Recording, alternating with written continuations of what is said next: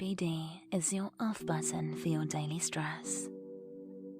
Jupiter Organic CBD helps relax your mind and body for better and deeper sleep. It's 100% USDA organic, never makes you high, and is, of course, legal to buy and consume in all 50 states. Pair this podcast with Jupiter CBD for better sleep and less stress. Get 10% off with code ASMR at getjupiter.com. That's getjupiter.com, promo code ASMR for 10% off your order. Section 5 of Beowulf, by Unknown, translated by Francis Barton Gamer. 12.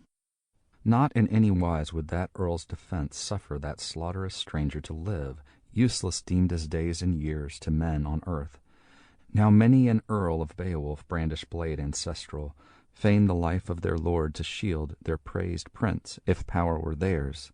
Never they knew, as they neared the foe, hardy-hearted hero of war, aiming their swords on every side the accursed to kill.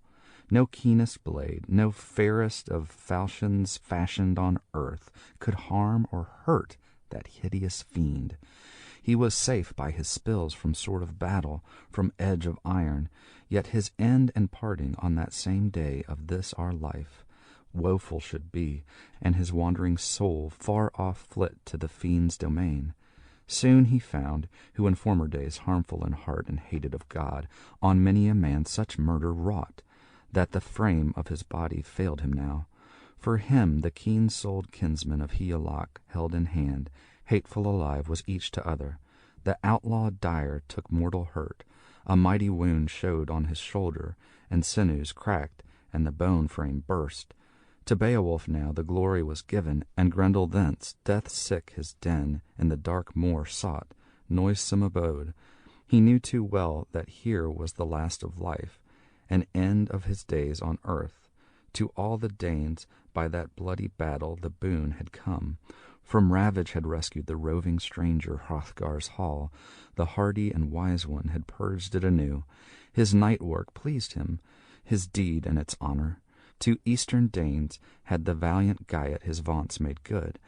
All their sorrow and ills assuaged, their bale of battle borne so long, and all the dole that erst endured, pain aplenty. 'Twas proof of this, when the hardy in fight a hand laid down, arm and shoulder, all indeed of Grendel's gripe, 'neath the gabled roof. 13.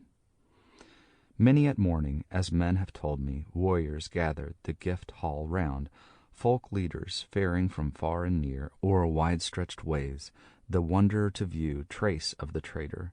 Not troublous seemed the enemy's end to any man, who saw by the gait of the gracious foe how the wary-hearted away from thence, baffled and battled and banned, his steps death marched, dragged to the devil's mere.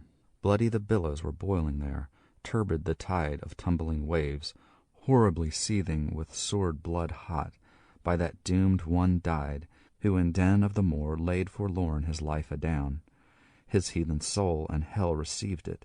Home then rode the hoary clansmen from that merry journey, and many a youth on horse white, the hardy warriors, back from the mere. Then Beowulf's glory eager and echoed, and all averred that from sea to sea, or south or north, there was no other in earth's domain under vault of heaven more valiant found of warriors, none more worthy to rule. On their lord beloved they laid no sight. Gracious Hrothgar, a good king he, from time to time the tried in battle, their grey steeds set to gallop amain, and ran a race when the road seemed fair, from time to time a thane of the king, who had made many vaunts, and was mindful of verses, stored with sages and songs of old, bounded word to word in well-knit rhyme, welded his lay.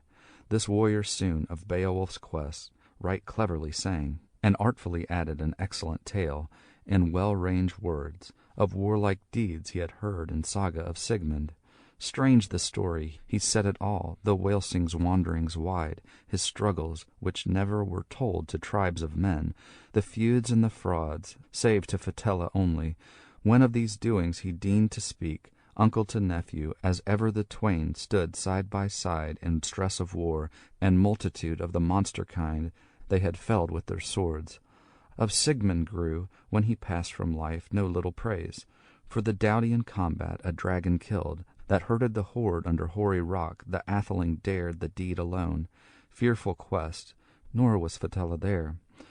Yet so it befell, his falchion pierced that wondrous worm, on the wall it struck best blade.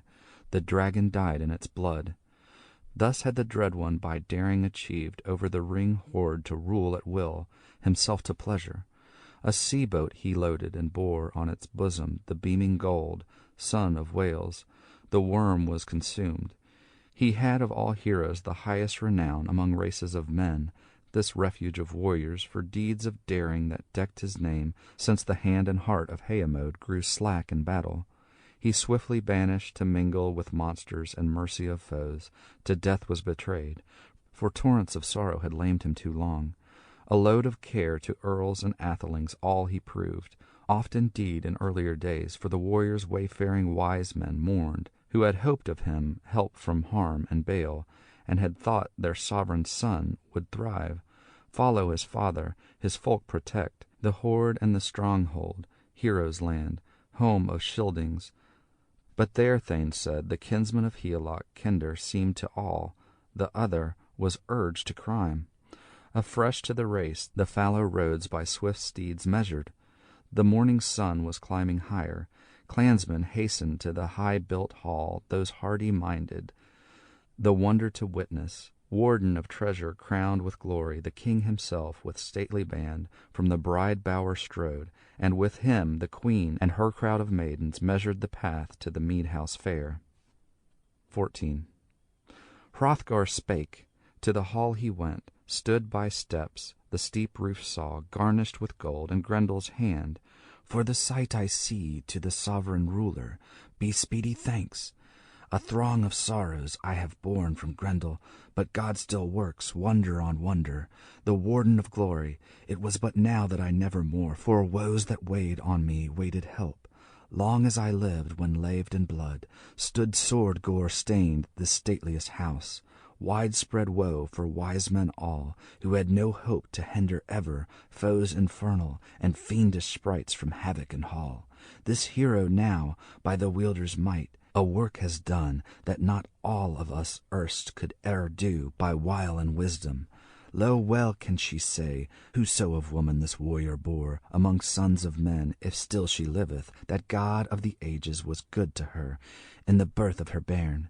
Now Beowulf thee, of heroes best, I shall heartily love as my own, my son. Preserveth thou ever this kinship new, thou shalt never lack wealth of the world that I wield as mine.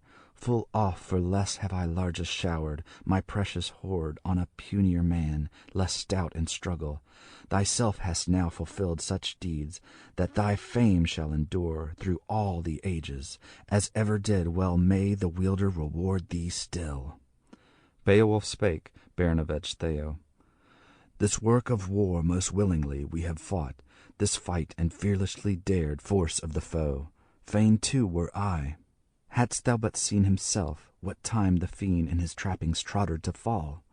Swiftly I thought, in strongest gripe, on the bed of death to bind him down, that he in the tent of this hand of mine should breathe his last. But he broke away. Him I might not, the Maker willed, hinder from flight, and firm enough hold the life-destroyer. Too sturdy was he, the ruthless in running. For rescue, however, he left behind him his hand in pledge, arm and shoulder, nor aught of help could the cursed one thus procure at all. None the longer liveth he, loathsome fiend, sunk in his sins, but sorrows hold him tightly grasped in gripe of anguish, in baleful bonds where bide he must. Evil outlaw, such awful doom as the mighty Maker shall mete him out. More silent seemed the son of Ecglaf in boastful speech of his battle deeds, since athelings all, through the earl's great prowess, beheld that hand on the high roof gazing, foeman's finger. The forepart of each of the sturdy nails to steel was likest, heathen's hand spear, hostile warrior's claw uncanny.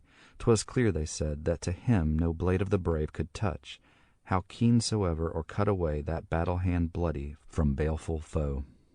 End of section 5.